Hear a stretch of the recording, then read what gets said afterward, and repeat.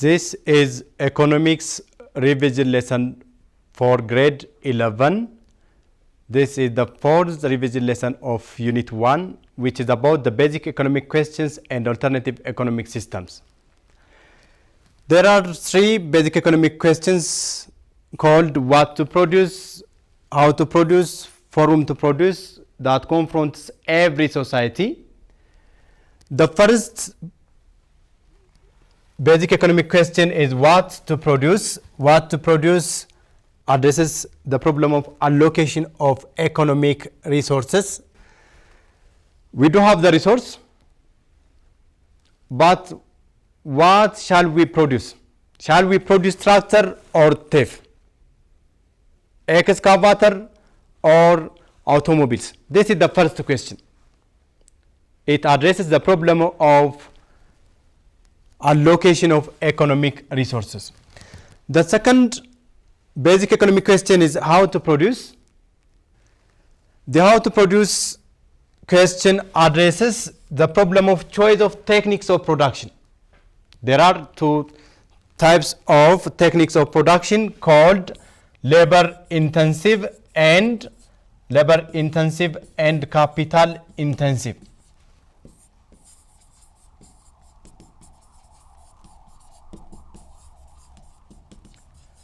Labor intensive is the use of more labor than capital, machineries or equipments, and the capital intensive is the use of more machineries and equipments than that of labor.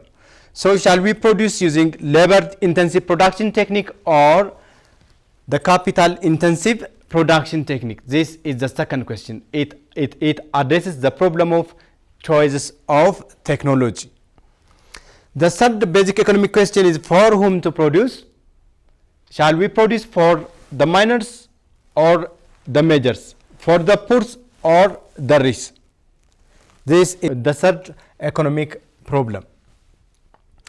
Now, the 3 basic economic questions, what to produce, how to produce, and for whom to produce, are backed by the 3 alternative economic systems called capitalist economy, command economy, and the mixed economy.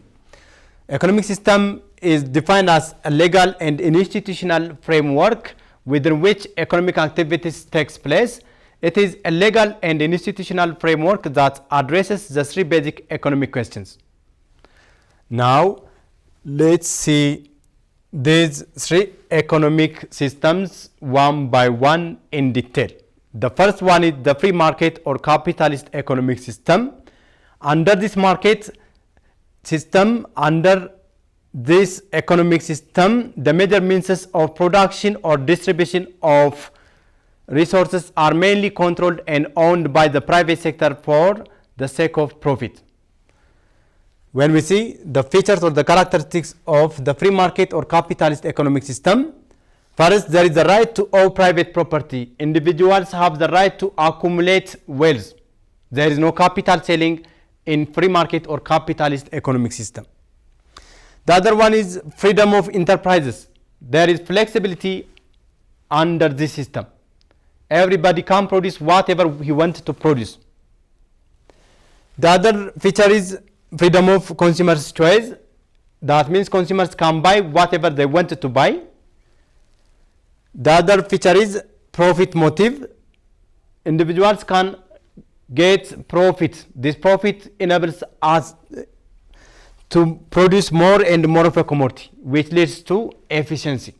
So this profit motive is an important feature which leads to increase in productivity for entrepreneurs. The other feature is price mechanism. Price is used to allocate resources. It is used to determine the demand and supply of a commodity. The other feature of the capitalist economic system is there is minor role of government, or government intervention is minimum under the market economy or the capitalist economic system.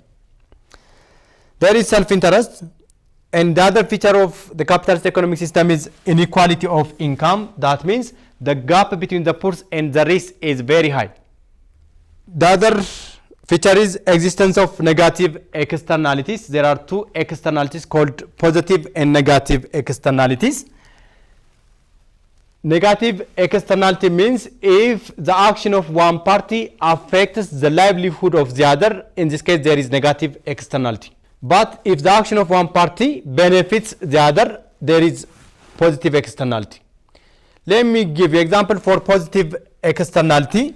There is a rose grill engaged in production of flowers, and there is a beekeeper here.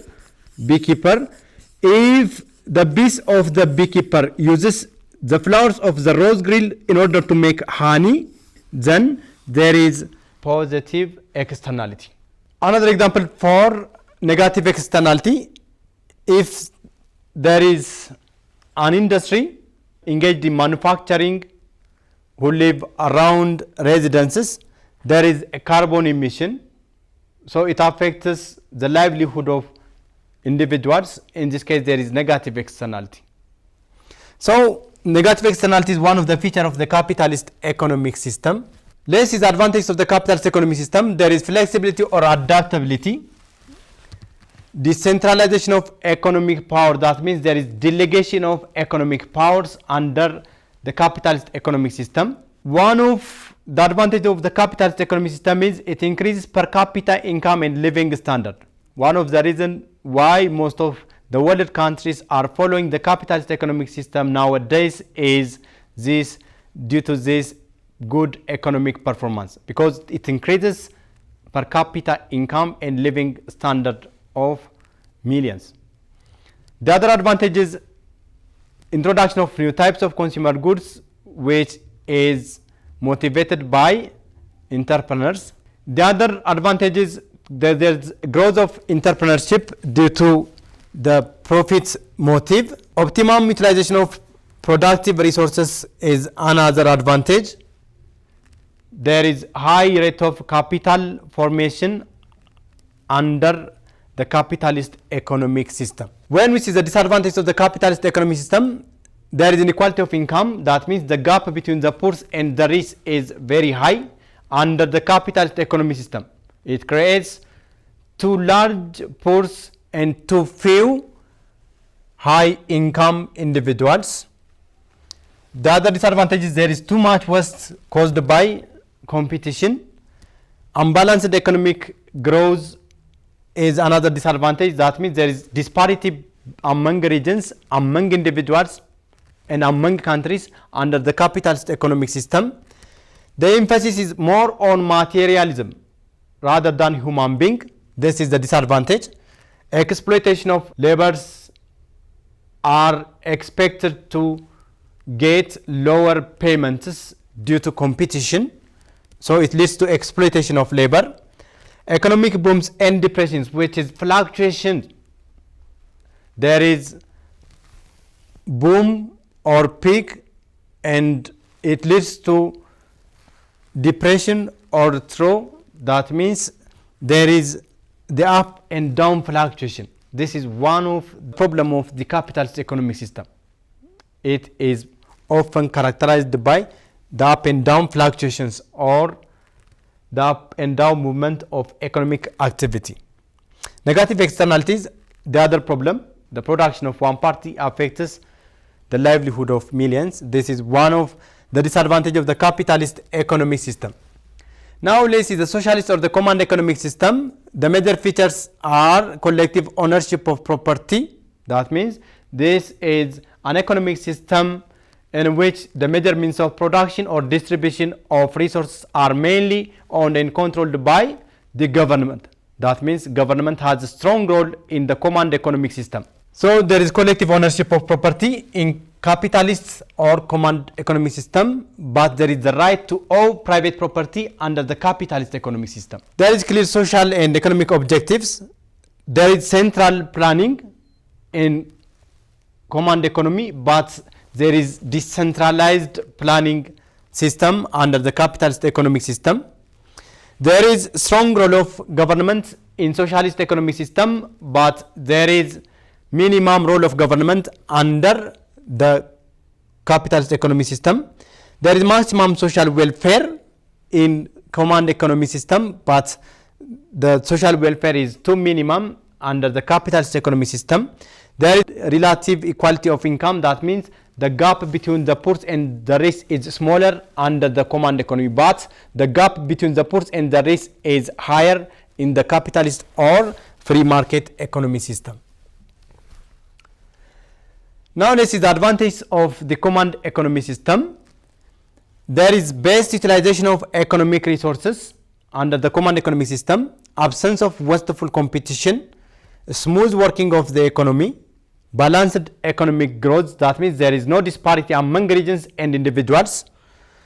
There is elimination of private monopolies. The capitalist economic system creates monopolies. The one with large capital will destroy the one with the small capitals. There is fair distribution of income among the society. When we see the disadvantage of the command economy system, there is absence of automatic price determination. Under the capitalist economic system, the price determines the demand and supply of commodities. But under the command economic system, there is no automatic price determination. Absence of incentives for hard working and efficiency. Because there is capital selling in command economic system, individuals or entrepreneurs are discouraged from these incentives in the command economy system. Lack of economic freedom is the other disadvantage of the command economy system. That is, individuals are not allowed to engage in any sector in the command economy system. So that is the interest of the government. Red tapeism or bureaucracy is another problem of the command economic system. Now let's see the mixed economy. Mixed economy is a combination of the capitalist and the command economy system. Is a mixture of the private sector with the government sector. When we see the features, there is coexistence of the public and private sectors. There is economic welfare. There is economic planning, price mechanism, and economic equality. The economic welfare is from the command economic system. The economic planning is from the command economic system. The price mechanism is from the capitalist economic system, and the economic equality is from the command economic system. When we see the advantage of mixed economy, there is private ownership of property. It is from the capitalist economic system. There is profit motive. This is from the capitalist. The price mechanism is from the capitalist. The adequate freedom is from the capitalist. And rapid and planned economic development is from the capitalist. Social welfare is from the command. And fewer economic inequalities are from the command. When we see the disadvantage of mixed economy, there is fewer economic inequalities. This is one of the disadvantage of the capitalist economic system. The ineffectiveness and inefficiency, since it is a combination of the mixed and since it is the combination of the capitalist and the command economic system, then there is ineffectiveness and inefficiency. Instability is the other disadvantage. The economic fluctuations, the up and down fluctuations of economic activities is another disadvantage of mixed economic system. And corruption and black markets are one of the disadvantages of the mixed economy system. Now let's rise to another important lesson under this unit, which is about the decision making units and circular flow of economic activities. There are three decision-making units or economic agents called households, firms, and government. Households are the one who live in one roof and make a joint financial decision. These households are owners of economic resources, land, labor, capital, and entrepreneurship. Firms are the one who engaged in converting these economic resources into more useful forms, into final goods and services. So these are businesses engaged in converting economic resources into more useful forms, into outputs. And the third economic agent is government. Government is a system with legal power to regulate and control households and firms. Government engaged in providing public goods and services and collection of taxes. Public goods and services are those goods and services that we used together, but nobody is expected to make payments, like school, health center, highways. All these are public goods and services that are provided by the government. And government is engaged in collecting taxes from individuals, households, and businesses. Now, let's see the circular flow of economic activities. We are going to see the two-sector circular flow model and the three-sector circular flow model. Under the two-sector circular flow model, households and firms interact in the product and resource markets without government in a closed economy. A closed economy is an economy without international trade. Under closed economy, there is no import and exports. Again, in the two-sector circular flow model, there is no government. Now, let's see the flows. Households are owners of economic resources. Hence, households are suppliers of economic resources in the resource market. Households are the owners of economic resources, and they supply their resources in the resource market, their land, labor, capital, and entrepreneurship. In the two-sector circular flow model, firms are demanders of economic resources. In order to produce the outputs, final goods and services, firms need these economic resources. So, firms are demanders of economic resources, land, labor, capital, and entrepreneurship. In the product markets, firms are suppliers of final goods and services. And in the product markets, households are demanders of final goods and services. So, from this relationship, don't forget these four circular flows. First, in the resource markets, households are suppliers of economic resources. In the resource markets, firms are demanders of economic resources. In the product market, firms are suppliers of final goods and services. In the product markets, households are demanders of final goods and services. This flow, the flow that shows the flow of economic resources and final goods and services, is called real flow. When we see the money flow, when households supply economic resources, they in turn receive payments, and they receive rent for the land, wage for the labor, interest for the capital, and profit for the entrepreneurship. When firms demand economic resources, they in turn make factor payments, rent for the land, wage for the labor, interest for the capital, and profit for the entrepreneurship. When firms offer final goods and services, they in turn receive payments. Again, in the product markets, when households buy final goods and services, they in turn make payments. This flow, the flow that shows the flow of money among the decision-making units, is called the financial flow. Now let's see the three-sector circular flow model. Under the three-sector circular flow model,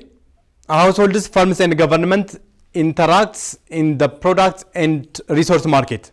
That means the flow of the two-sector circular flow model remains unchanged. Households are suppliers of economic resources in the resource markets, and firms are demanders of economic resources in the resource market.